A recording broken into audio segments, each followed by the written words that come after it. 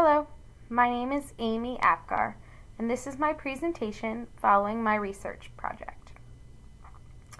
I currently teach at Ephrata Middle School in Lancaster County.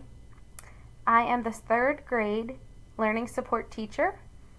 I co-teach in 2 of the 3 7th grade teams. I co-teach 2 maths, 1 LA, and 1 science. The purpose of my research was to examine the effects of guided notes at the students' reading level when they have a reading and/or comprehension level below 7th grade. What was I hoping to learn from this project? I hope to learn how to increase my students' understanding of the math concepts of pre-algebra by providing them notes that they could read and comprehend at their instructional level. What problems did I attempt to solve? I tried to solve the disconnect between reading ability and mathematics abilities. My research question was, given guided notes at students' reading ability, are students able to perform at the same level as students without a reading disability? Some background knowledge from my research. So I put a few quotes here from the research that I found just to support why guided notes are so important. So the act of jotting down notes and using written language as a learning tool has been used for years in education. Dunbar states that note-taking is one of the most commonly used communications between teachers and students. In almost every class, students are taking some type of note to encourage a deeper understanding and retention. So that's why I thought guided notes would be the best avenue to start making some deeper connections for my students. Hayden is another one of the authors. He said that during the lesson, to assure students are completing the notes accurately, teachers will cue the class to look at particular sentences and write critical facts in the corresponding prepared spaces. And all teachers do that.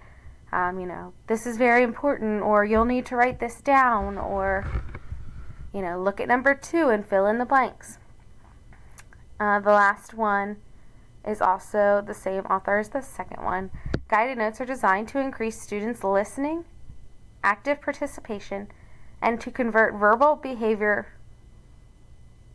during class time, lectures, and discussions. So it's just to keep everyone accountable and on topic. How did I design this? So what did I do? I created new notes from students' baselines. So I handed out an entrance ticket for new concepts, baseline the students at what they knew, collected all the tickets, analyzed them to see where their holes in their learning were, and I created notes to explain the math concepts, highlighting those key components where the holes were. I made them color-coded. I made them easy to read. I numbered things so that it was a glance and go for students. I was hoping to see a relationship between students who got the notes at their instructional level and their assessment scores. What data did I collect? Again, I gave an entrance ticket, baselined them, created notes, and did this for 2 of the lessons that were taught. So they had 2 days of the same concept being taught, and then they were given a quiz to check for understanding. Here's my findings, and again, it's a little bit of a smaller font, so I will explain. I compiled all the data of the 2 classes And here are the quizzes that they took after their baseline entrance tickets. The top is period 2, and the bottom is period 7. One side note, when we scheduled the students, they were scheduled by high-low of need, and actually 7th period is my needier group. So I'm quite impressed with how their scores look. Side note as well, 7th period, the teacher is in the third rounds of applying for another job that's closer to his home to help with family ties. His daughters are starting to play sports. So during this research project, I actually, of the 7 days that I did it, for them, we had a sub.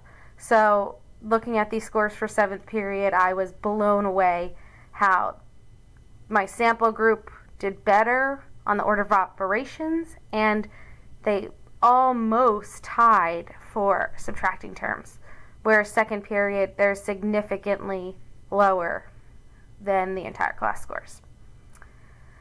I said here, sadly, my sample group did not score as high on all of the assessments as the class as a whole, and that is a bit saddening. I'm noticing now that students are looking forward to their guided notes that are given out at their level. At the beginning, it was kind of like they were skeptical because they didn't want to be seen as different, but they're realizing now that I'm continuing to do it, that it is helpful. And it's an easier glance than reading that very small font on the page.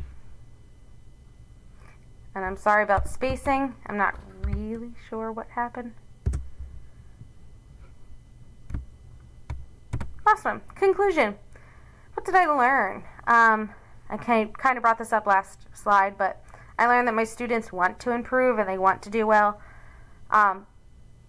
But they're still learning as to what helps them learn and what helps them make those improvements.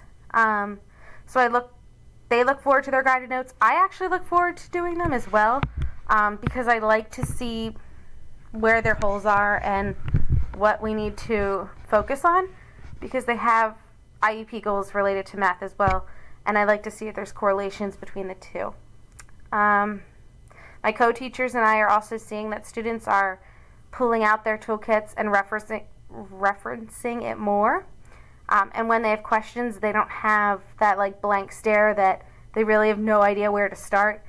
They at least are starting and then getting stuck, and we're able to help them more efficiently.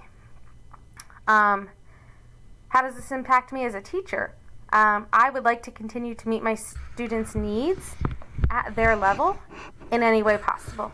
I want them to know that school is a safe place, it's a fun place, learning is fun and beneficial, and if they can advocate for themselves as to what they need,